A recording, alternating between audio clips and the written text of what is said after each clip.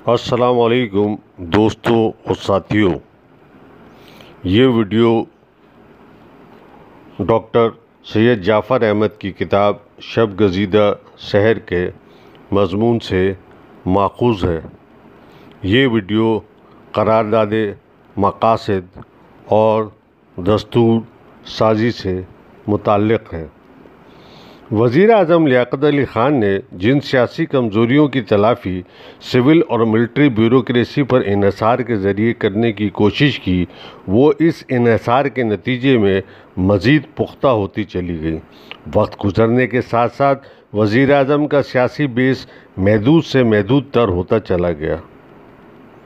دستور سازی کی اہمیت قائد اعظم کی رحلت کے بعد اور بھی بڑھ گئی تھی۔ قائد اعظم ایک ایسی شخصیت اور مقام کے حامل تھے جو دستور کی عدم موجودگی میں بھی محض اپنی ہر دل عزیزی کی بنیاد پر کچھ مدت تک قومی شیرازے کو بکھرنے سے باز رکھ سکتے تھے، مگر ان کے بعد پیدا ہونے والی قیادت کے خلا میں ایک ایسی متفقہ دستاویز ہی قومی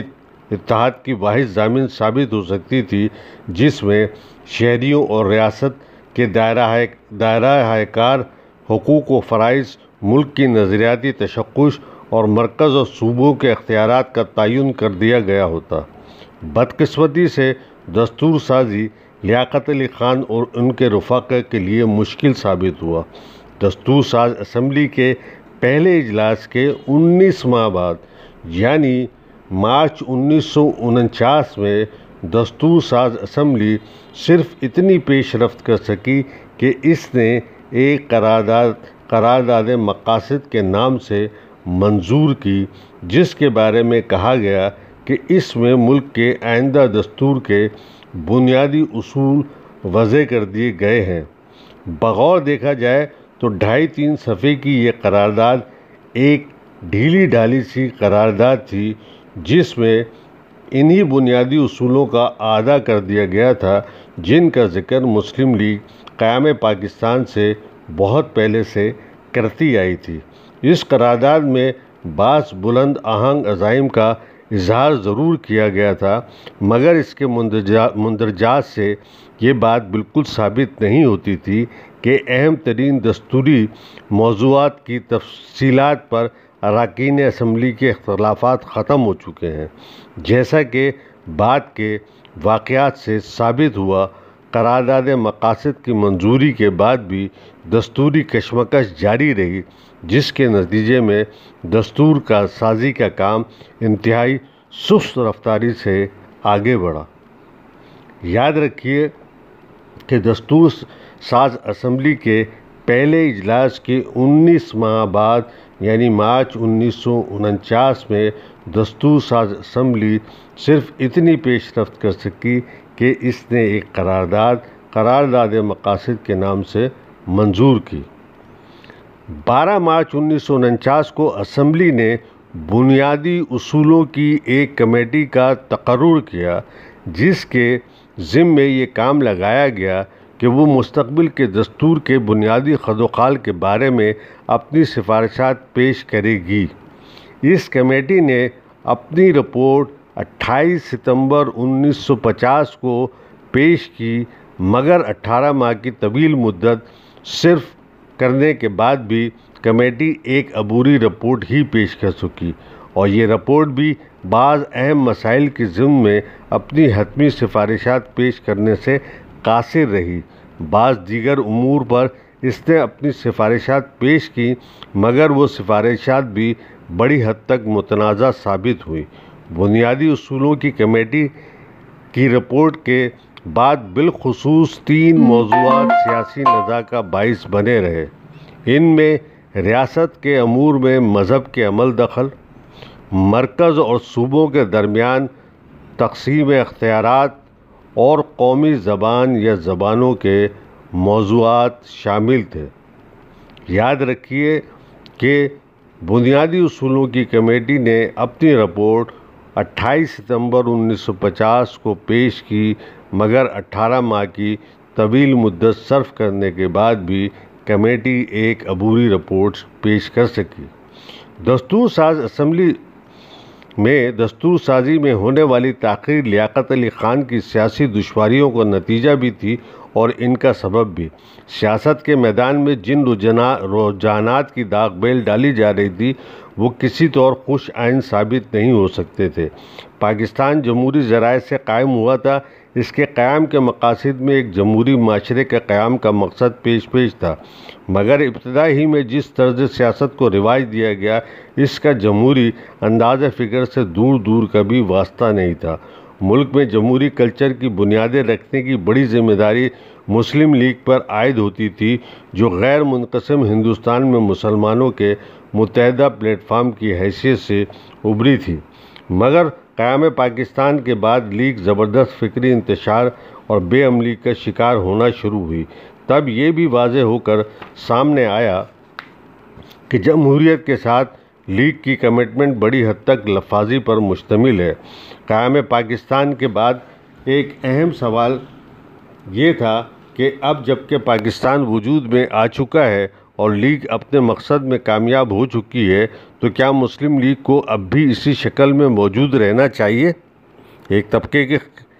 ایک طبقہ خیال کی رائے یہ تھی کہ کیونکہ مسلم لیگ میں مختلف رجحانات کے حامل افراد محض قیام پاکستان کے متفقہ پروگرام کے تحت یکجا ہو گئے تھے، لہٰذا اب مسلم لیگ کو خود کو تحلیل کر دینا چاہیے تاکہ یہ مختلف عناصر اپنے اپنے مزاج اور اسلوب فکر کی مناسبت سے ایسی تنظیموں کی بنیادیں رکھیں جن میں فکری یگانت بھی ہو اور عملی ہم آہنگی بھی۔ مگر اس نقطہ نظر کے حامل افراد اپنی رائے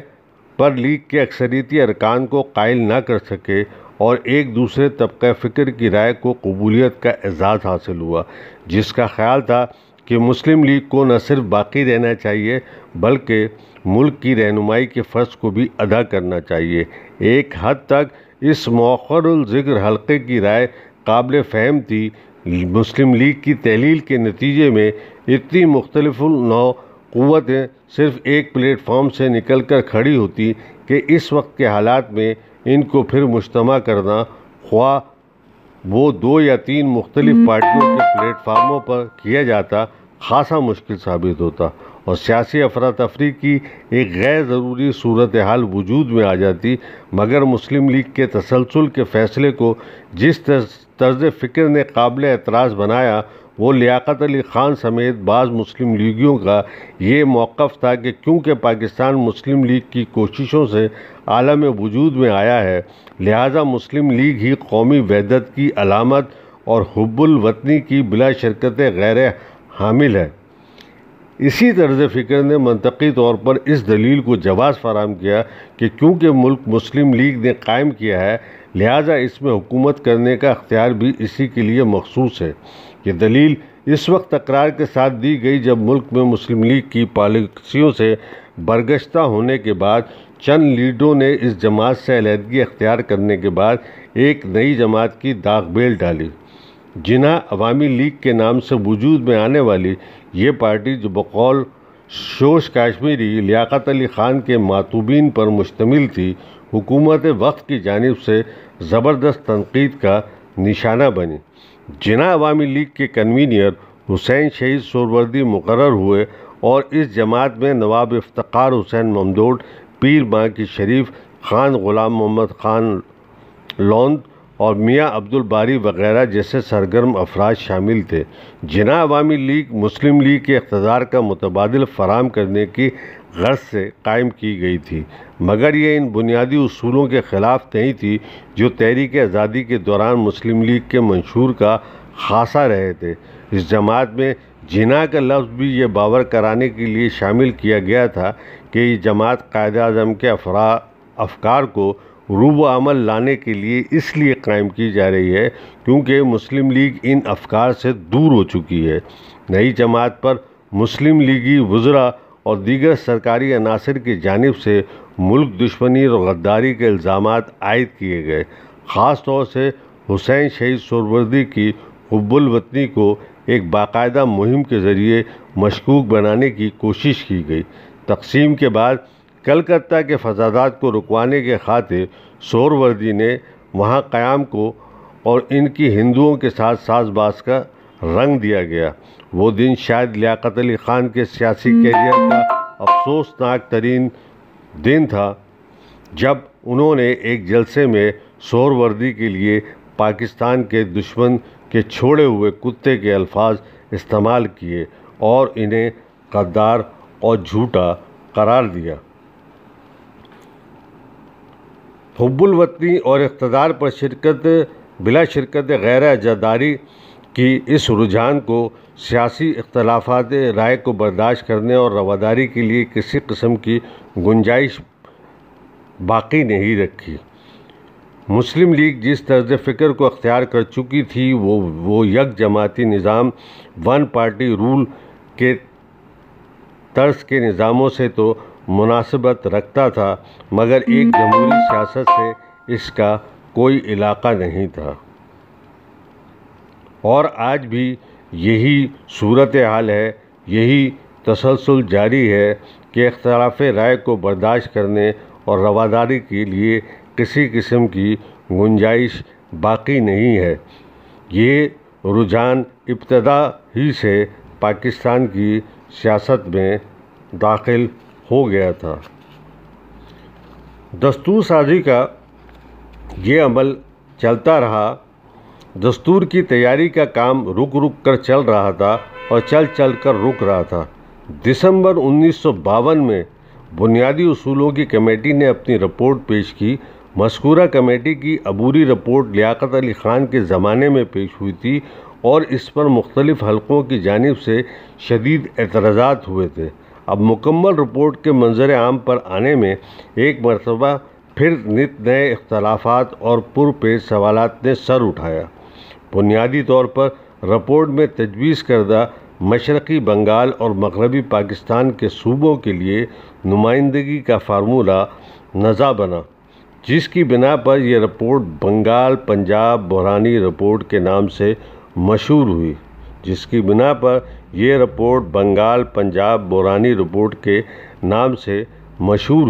اس رپورٹ نے مرکزی مقننہ میں مشرقی پاکستان اور مغربی پاکستان کو مساوی نمائندگی دینے کی تجویز پیش کی تھی۔ ایسا کرتے وقت نہ تو مشرقی پاکستان میں ملک کی آبادی کی اکثریت کی حقیقت کو تسلیم کیا گیا اور نہ ہی اس بات کو پیش نظر رکھا گیا کہ خود ملک کا مغربی حصہ کئی صوبوں پر مشتمل ہے۔ دسمبر 1952 میں بنیادی اصولوں کی کمیٹی نے اپنی رپورٹ پیش کی تو اس وقت وزیر اعظم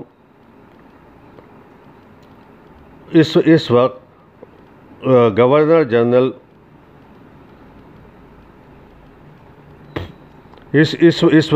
جنرل ملک غلام محمد تھے اور وزیر اعظم خواجہ ناظم الدین تھے۔ رپورٹ میں دو ایوانی مقننہ کی تجویز پیش کی گئی تھی۔ مقننہ کے دو ایوانوں میں سے براہ راست طور پر منتخب ہونے والے ایوان میں مشرقی پاکستان کے لیے 200 نشستیں اور اسی طرح مغربی پاکستان کے مختلف صوبوں اور دیگر علاقہ جات کے لیے بھی مجموعی طور پر 200 نشستیں رکھی گئی تھیں۔ مقننہ کے دوسرا ایوان میں بھی، جو کہ وحدتوں کی نمائندگی کے لیے مختص تھا، ملک کے دونوں حصوں کے لیے 60 ارکان تجویز کیے گئے تھے۔ یہ دونوں تجاویز جمہوریت اور وفاقیت کے معروف اصولوں کی نفی کرتی تھی۔ جمہوریت کا اصول متقاضی تھا کہ منتخب ایوان میں نمائندگی آبادی کی بنیاد پر دی جاتی، جبکہ وفاقیت کے اصول کا تقاضا تھا کہ وحدتوں کی نمائندگی کے ایوان میں ہر وحدت مساوی نمائندگی کی حامل ہوتی۔ بنیادی اصولوں کی کمیٹی کی رپورٹ میں دونوں ایوانوں میں نشستوں کی مجوزہ تعداد بنگال اور پنجاب میں اختلاف کا سبب اس لیے بنی کہ بنگال کا خیال تھا کہ منتخب ایوان میں اس کو مغربی پاکستان کے برابر نمائندگی دے کر اس کی آبادی کی عددی برتری کو نظر انداز کر دیا گیا ہے۔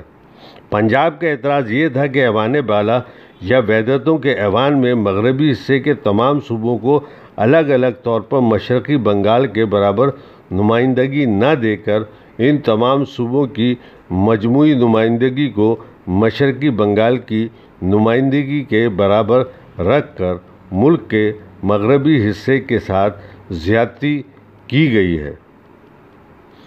پھر رپورٹ میں یہ بھی قرار دیا گیا تھا کہ دونوں ایوانوں میں اختلاف کی صورت میں ان ایوانوں کے مشترکہ اجلاس میں فیصلہ کیا جائے گا اور یہ فیصلہ سادہ اکثریت کے اصولوں کی بنیاد پر ہوگا۔ یہ تجویز بھی غیر بنگالی سیاستدانوں بالخصوص پنجاب کی سیاسی قیادت کی نزدیک قابل اعتراض تھی، کیونکہ دونوں ایوانوں کے مخصوص ساخت کے پس منظر میں مشرقی پاکستان کے لیے جو ایک جداگانہ صوبہ تھا، مغربی پاکستان کے 3-4 صوبوں کے مقابلے میں سادہ اکثریت سے اپنے حق میں فیصلہ کروانا بہت آسان تھا۔ پنجاب سے تعلق رکھنے والے سیاسی قائدین نے اس تجویز پر سخت رد عمل کا اظہار کیا، یہاں تک کہ وزیر اعلیٰ میاں ممتاز دولتانہ، مرکزی وزیر داخلہ مشتاق احمد گرمانی اور چودھری نذیر احمد نے، جو کہ مذکورہ کمیٹی کے رکن تھے، کمیٹی کی رپورٹ پر دستخط کرنے سے انکار کر دیا۔ بنیادی اصولوں کی کمیٹی کی ایک اور سفارش نے بھی سیاسی منتشر الخیالی میں اضافہ کیا، اس سوال پہ کہ مقننہ کے بنائے ہوئے قوانین کے اسلامی ہونے کی ضمانت کس طرح دی جائے گی۔ رپورٹ نے علماء کے ایک بورڈ کے قیام کی سفارش کی، جس کے ذمے یہ کام سپرد کیا گیا کہ وہ مرکزی صوبائی اسمبلیوں کے بنائے ہوئے قوانین کا جائزہ لے کر ان کے اسلامی ہونے یا نہ ہونے کا فیصلہ کرے گا۔ اس شق کو علماء کی جانب سے پذیرائی حاصل ہوئی، مگر ایک بڑے سیاسی حلقے کا خیال تھا کہ علماء کے بورڈ کو، جو کہ ایک غیر منتخب ادارہ ہوگا، منتخب اسمبلیوں کی قانون سازی پر ویٹو کا حق دینا جمہوریت اور عوام کی بالادستی کے تصورات کی نفی کے مترادف ہوگا۔ بنیادی اصولوں کی کمیٹی کی رپورٹ پر ہونے والے اعتراضات اور ان اعتراضات کے حوالے سے سیاسی قائدین میں کسی اتفاق رائے کے قائم نہ ہونے کے نتیجے میں دستور ساز اسمبلی کا کام تعطل کا شکار ہو گیا، اور یہ تعطل خواجہ ناظم الدین کی وزارت عظمیٰ سے رخصتی کے وقت تک جاری رہا۔ مرکز میں پیچیدہ مسائل اور سادہ لوح وزیر اعظم کی محدود سیاسی استطاعت کا مذاق نہیں اڑا رہے تھے، بلکہ صوبوں میں بھی ان کی دشواریاں دو چند تھیں۔ خواجہ ناظم الدین سیاسی فیصلہ سازی میں بالعموم تاخیر کے مرتکب ہوتے تھے۔ کئی مسائل کی شدت میں صرف وزیر اعظم کے بروقت فیصلہ نہ کر پانے کی وجہ سے اضافہ ہوا، خاص طور سے صوبوں کی حکومتوں کو جو مرکز کی طرف سے مسلم لیگ ہی کی تشکیل کردہ تھی، مرکز کی طرف سے مستقل اور موزوں رہنمائی کی ضرورت تھی، مگر مسلم لیگ کی مرکزی حکومت صوبوں کو رہنمائی دینے کے بجائے یا تو صوبائی امور کی بابت عضو معطل بنی ہوئی اور صوبائی بحرانوں پر محض کف افسوس ملتی پائی جاتی تھی، یا صوبائی قیادتوں کے ہاتھوں بلیک میل ہوتی نظر آتی تھی۔